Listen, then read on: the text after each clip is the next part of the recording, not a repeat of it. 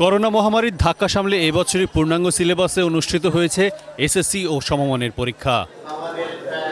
রোববার সচিবালয় ফল প্রকাশ উপলক্ষে আনুষ্ঠানিক ব্রিফিংয়ে শিক্ষামন্ত্রী মহিবুল হাসান চৌধুরী নওফেল জানান, ২০ লাখেরও বেশি শিক্ষার্থীর অংশগ্রহণে অনুষ্ঠিত ২০২৪ সালের পরীক্ষায় গড় পাশের হার ৮৩.০৪%, যা গত বছরের চেয়ে ২.৬৫% বেশি। মোট জিপিএ ৫ পেয়েছে ১,৮২,১২৯ জন। গত বছর যা ছিল ১,৮৩,৫৭৮ জন। ৯টি সাধারণ বোর্ড, মাদ্রাসা ও কারিগরি শিক্ষা বোর্ডের এসএসসি পরীক্ষা ২০২৪-এর তথ্য। অংশগ্রহণকারী পরীক্ষার্থী ছিলেন, ছাত্র সংখ্যা ছিল ৯,৮৮,৭৯৪ জন। এর মধ্যে উত্তীর্ণ হয়েছে ৮,০৬,৫৫৩ জন। ছাত্রদের মধ্যে পাশের হার ছিল ৮১.৫৭%, এবং ছাত্রদের মধ্যে জিপিএ 5 পেয়েছে ৮৩,৩৫৩ জন। সর্বমোট ছাত্রী সংখ্যা ছিল ১০,২৪,৮০৩ জন। উত্তীর্ণ হয়েছে ৮,৬৫,৬০০ জন।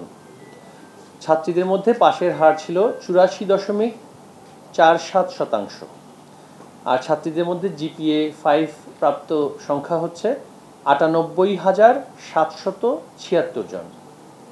সর্বমোট পরীক্ষার্থী, আমরা যেটা সর্বশেষ তথ্য পেয়েছি সেই হিসেবে সর্বমোট পরীক্ষার্থীর সংখ্যা ২০,১৩,৫৯৭ জন। উত্তীর্ণ হয়েছে ১৬,৭২,১৫৩ জন। পাশের হার হচ্ছে সব মিলিয়ে ৮৩.০৪%, এবং সর্বমোট জিপিএ ৫ পেয়েছে পরীক্ষার্থীদের মধ্যে ১,৮২,১২৯ জন। আমাদের মোট কেন্দ্র ছিল ৩,৭৯৯টি, এবং এই পরীক্ষা অনুষ্ঠিত হয়েছে মোট প্রতিষ্ঠান যেই সর্বসাকুল্য সেটা ২৯,৮৬১টি প্রতিষ্ঠানের মধ্যে। এই বছর সকল শিক্ষা বোর্ডে পাশের হার আমি ইতিমধ্যেই বলেছি যে সেটি ছিল ৮৩.০৪%। বিগত ২০২৩ সালে সেটি ছিল ৮০.৩৯%। পাশের হার বৃদ্ধি পেয়েছে ২.৬৫%।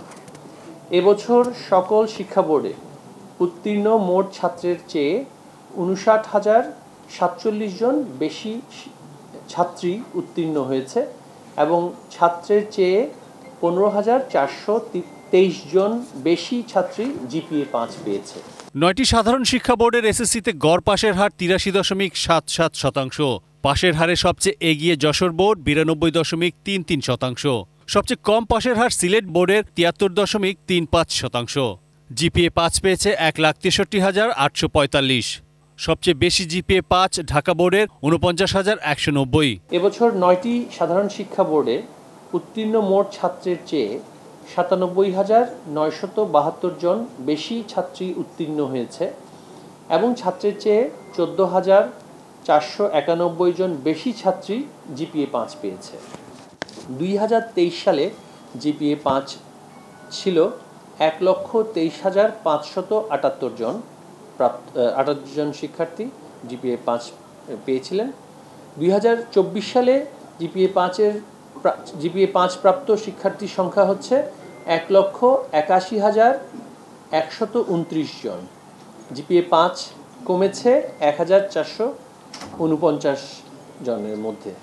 মাদ্রাসা শিক্ষা বোর্ডের পাশের হার ৭৯.৬৬%। জিপিএ ৫ পেয়েছে ১৪,২০৬ জন। কারিগরি শিক্ষা বোর্ডে পাশের হার ৮১.৩৮%। জিপিএ ৫ পেয়েছে ৪,০৭৮ জন।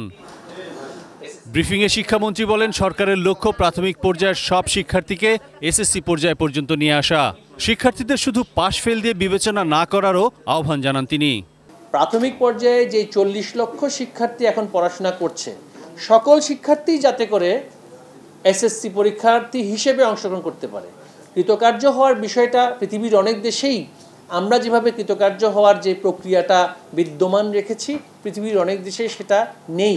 তো সুতরাং আমাদের প্রত্যাশা, আমাদের লক্ষ্য হচ্ছে দেশের সকল শিক্ষার্থী যেটা আমাদের সাস্টেইনেবল ডেভেলপমেন্ট গোলের একটা অন্যতম অংশ। সকল শিক্ষার্থী যাতে বিদ্যালয়ে সম্পূর্ণভাবে শেষ করতে পারে, এই লক্ষ্যেই কিন্তু আমরা নিম্ন মাধ্যমিক পর্যায়ে যাতে করে অবৈতনিক অথবা স্বল্প খরচে সেটা করতে পারার জন্য ইতিমধ্যেই প্রাথমিক শিক্ষা এবং প্রাথমিক ও গণশিক্ষা মন্ত্রণালয়ের সাথে কাজ শুরু করেছি।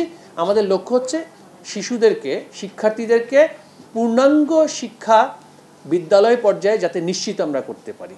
তার পরবর্তীতে তারা শ্রমবাজারে যারা ঢুকবে, কিন্তু তার আগে পর্যন্ত যথেষ্ট পরিমাণ লিটারেসি নিউমারেসি যদি আমি নিশ্চিত করতে পারি, তাহলেই আমরা কারিগরি বা অন্যান্য বৃত্তিমূলক প্রশিক্ষণটা দেওয়ার জন্য সেই স্তরে শিক্ষার্থীদেরকে পৌঁছাতে পারবো। কিন্তু যদি তারা 10, 11, 12, 13 বছর বয়সেই ঝরে যায়, তাহলে কিন্তু সেটা আমাদের জন্য অনেক বেশি চ্যালেঞ্জিং হয়ে যায়। তাই সেই লক্ষ্যে আমরা কিন্তু এখন কাজ করছি। এ সময় ছাত্রছাত্রীদের কর্মমুখী শিক্ষায় অংশ নিতে পরামর্শ দিয়ে শিক্ষামন্ত্রী বলেন, উচ্চশিক্ষার সুযোগ সবসময় থাকবে। সরকারি পলিটেকনিক্যাল এবং বেসরকারি পলিটেকনিক্যাল মিলিয়ে প্রায় 1,80,000-এর ঊর্ধ্বে আসন নানান ধরনের ডিপ্লোমা কোর্সে সেটা প্রস্তুত আছে, অনুমোদিত আসন আছে।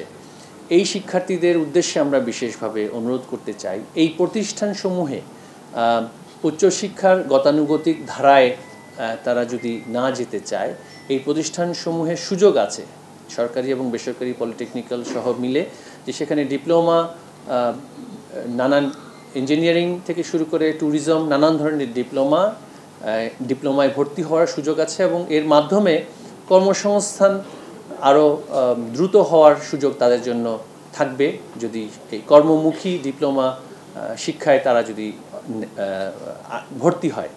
এর পাশাপাশি আমরা জানি আজকে বিশ্ব নার্সিং দিবস, বঙ্গবন্ধু কন্যা ইতিমধ্যেই স্বাস্থ্য শিক্ষা বিভাগের মাধ্যমে সমগ্র বাংলাদেশে নার্সিং কলেজ এবং মেডিকেল অ্যাসিস্ট্যান্টের যেই প্রতিষ্ঠান ইনস্টিটিউটগুলো আছে সেগুলোও ব্যাপকভাবে অনুমোদন দেওয়া হয়েছে, সম্প্রসারিত হয়েছে, সেখানেও বিনিয়োগ হয়েছে। আমরা আমাদের শিক্ষা মন্ত্রণালয়ের পক্ষ থেকেও অনেক নার্সিং কলেজ এবং মেডিকেল অ্যাসিস্ট্যান্ট কলেজকে অ্যাসেট প্রকল্পের অধীনে ইনস্টিটিউশনাল ডেভেলপমেন্ট গ্রান্ট IDG সেটা সহায়তা দেওয়া হচ্ছে। সেখানেও লক্ষ লক্ষ আসন সৃষ্টি হয়েছে এবং আমাদের শিক্ষার্থীরা যারা SSC ধাপ উত্তরণ যারা করতে পেরেছে তাদের উদ্দেশ্যে বিনীতভাবে অনুরোধ রাখবো যে diploma nursing, diploma in health technology, radiology, laboratory science, নানান ধরনের যেই স্বাস্থ্য সেবার সাথে সম্পর্কিত যেই সমস্ত ডিপ্লোমাগুলো আছে সেই ডিপ্লোমাগুলোতেও ভর্তি হওয়ার জন্য তাদের কাছে এখন তাদের জন্য সুযোগ সৃষ্টি হয়েছে।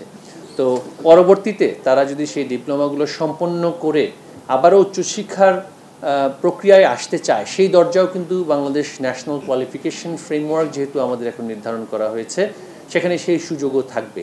তো সুতরাং আমরা যাতে করে মানসিকতার জায়গায়, যেহেতু আমরা স্মার্ট বাংলাদেশের কথা বলছি, স্মার্ট প্রজন্ম স্মার্টলি চিন্তা করবে, ভাববে এবং গতানুগতিক মানসিকতার বাইরেও তারা ভাবার চেষ্টা করবে, সেটাই হচ্ছে আমাদের প্রত্যাশা।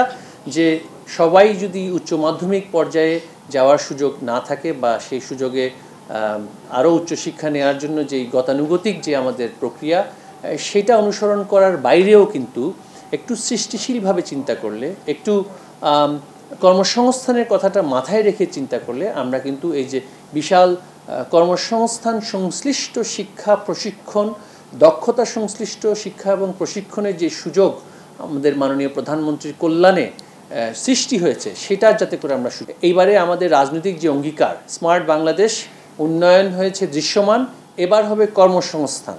সুতরাং কর্মসংস্থানটাকে মাথায় রেখে কর্মসংশ্লিষ্ট শিক্ষা এবং কর্মমুখী শিক্ষাটাকে আমরা শিক্ষার্থীদের মধ্যে উৎসাহিত করতে চাই, কারণ সাধারণ শিক্ষার দ্বার সবসময় উন্মুক্ত থাকবে। যারা পাশ করতে পারেনি তাদের আগামী বছরের জন্য প্রস্তুতি নেয়ার পরামর্শ দেন মন্ত্রী। নব উদ্যমে পূর্ণ প্রস্তুতিতে আগামীতে পরীক্ষায় অংশ নিয়ে সফল হবে। Arif Jamal, ATN news, Dhaka.